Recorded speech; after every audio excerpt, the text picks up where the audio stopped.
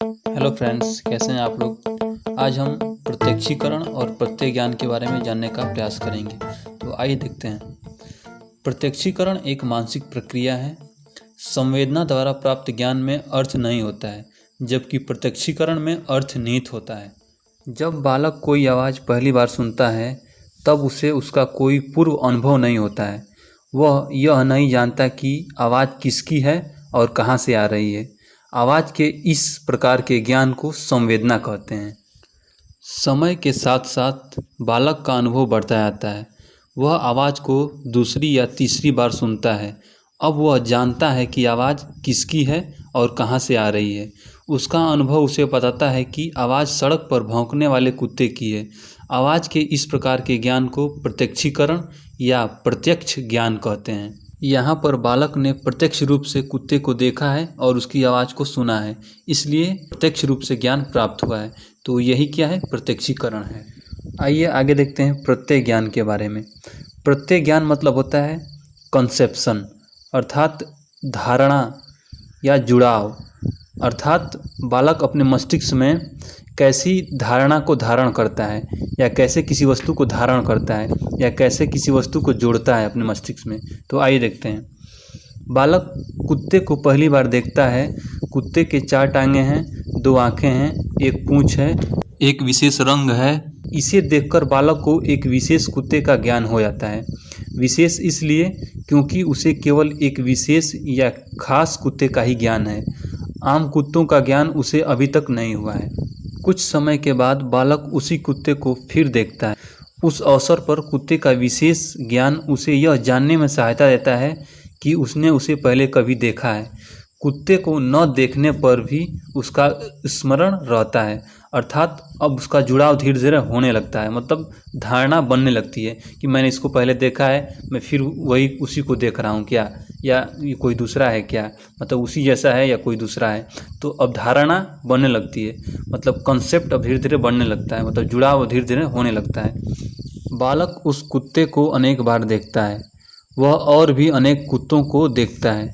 इस प्रकार उस कुत्ते का सामान्य ज्ञान प्राप्त हो जाता है। उसके मन में कुत्ते से संबंधित एक विचार, प्रतिमा या प्रतिमान, इंग्लिश में पैटर्न का निर्माण हो जाता है। इसी विचार, प्रतिमा या प्रतिमान या सामान्य ज्ञान को प्रत्यय, कॉन्सेप्ट कहते हैं। धीरे धीरे बालक कुत्ता, बिल्ली, मेज, कुर्सी, वृक्ष आदि सैकड़ों प्रत्ययों का निर्माण कर लेता है। प्रत्यय निर्माण की इसी मानसिक क्रिया को प्रत्यय ज्ञान कहते हैं, इंग्लिश में कॉन्सेप्शन कहते हैं।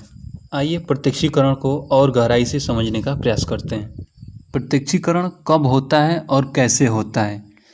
किसी वस्तु या गतिविधि का उत्तेजक होना या ज्ञानेंद्रियों को प्रभावित करना, जिसके कारण हमारा ध्यान उस ओर आकृष्ट होता है और हम उस गतिविधि को या वस्तु को देखते हैं, अर्थात उसका प्रत्यक्षीकरण करते हैं। जैसे कोई व्यक्ति सड़क पर जा रहा है तो हमारा ध्यान उसकी ओर ज़्यादा आकृष्ट नहीं होगा। क्यों? क्योंकि सड़क पर बहुत से व्यक्ति जाते हैं, वो भी जा ही रहा है। अगर वह व्यक्ति नाचते हुए, गाते हुए जा रहा है, या कोई अलग गतिविधि करते हुए जा रहा है, या उत्तेजक रूप से कुछ गतिविधि कर रहा है, तो हमारा ध्यान उसकी ओर आकृष्ट होगा और हम उसको जानने का प्रयास करेंगे, अर्थात उसका प्रत्यक्षीकरण करेंगे, मतलब उसको देखेंगे।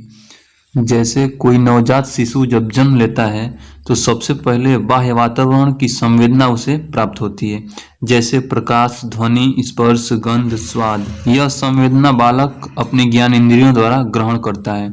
यह सभी संवेदनाएं उसके लिए नई एवं उत्तेजक होती हैं, क्योंकि इससे पहले वह इनमें से किसी संवेदना से परिचित नहीं था। इस प्रकार कुछ अनुभव उपरांत बालक संवेदनाओं का प्रत्यक्षीकरण करने लगता है। उदाहरण के तौर पर, जैसे अपने माँ के पास जाने पर वह चुप हो जाता है और अन्य किसी के पास जाने पर वह रोने लगता है। इसका मतलब यह हुआ कि अपने माँ के पास ज़्यादा वह रहा है तो कुछ न कुछ प्रत्यक्षीकरण किया है।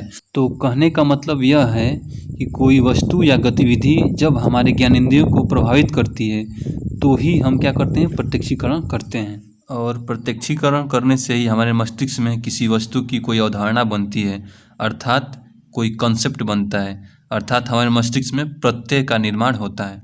अर्थात हम जब किसी वस्तु को एक बार देखते हैं, 2 बार देखते हैं, 3 बार देखते हैं, 4 बार देखते हैं तो वो हमारे मस्तिष्क में बैठ जाती है। अतः हम कह सकते हैं कि संवेदना के प्रत्यक्षीकरण द्वारा ही किसी व्यक्ति के मस्तिष्क में प्रत्यय ज्ञान का निर्माण होता है। तो आशा करता हूँ दोस्तों प्रत्यक्षीकरण और प्रत्यय ज्ञान के बारे में आप समझ गए होंगे। धन्यवाद। जय हिंद दोस्तों।